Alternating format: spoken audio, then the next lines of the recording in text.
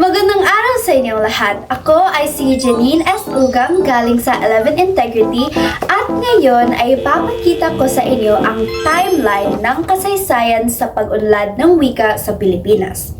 Bumalik tayo sa kung saan nagsimula ang lahat, ang ating mga dakilang ninuno.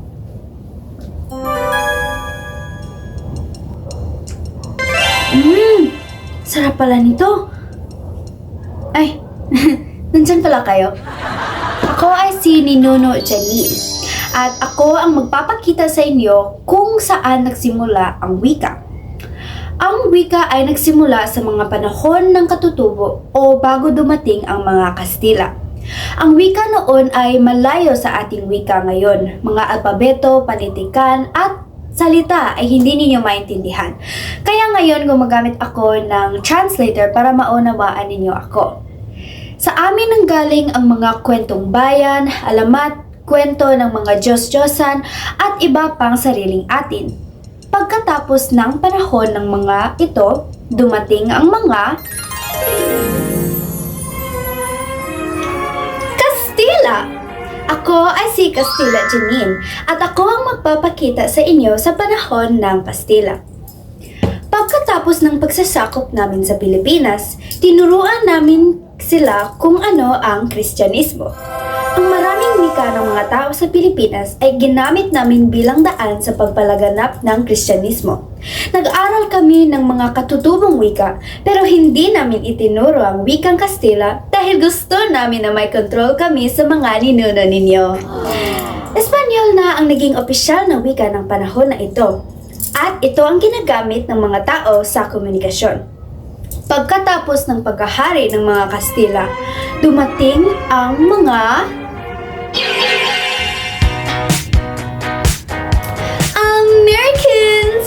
Hi, I'm also Janine, and I will be telling you about the time when the Americans ruled the Philippines.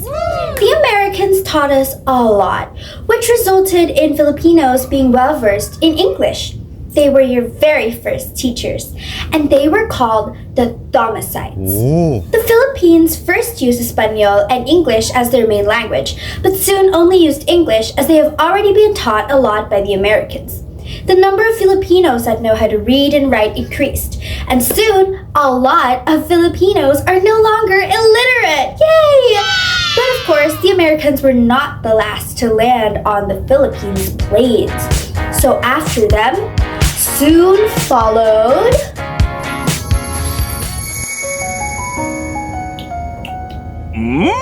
ang mga Hapon. Nang lumunsad o dumating sa dalampasigan ng Pilipinas ang mga Hapon noong 1942, nabuo ang isang grupong tinatawag na Purista. Sila ang mga nagnanais na gawing Tagalog na mismo ang wikang pambansa at hindi batayan lamang. Ang panahong ito ang sinasabing ginintoang panahon ng Tagalog. Nang panahong iyon, Nipungo at Tagalog ang naging opisyal na mga wika.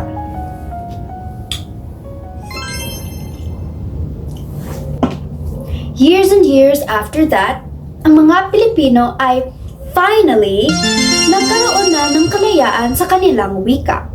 Pero ngayon, ang wika nila ay may maraming impluwensya na sa mga bansang sumasakop sa kanila noon.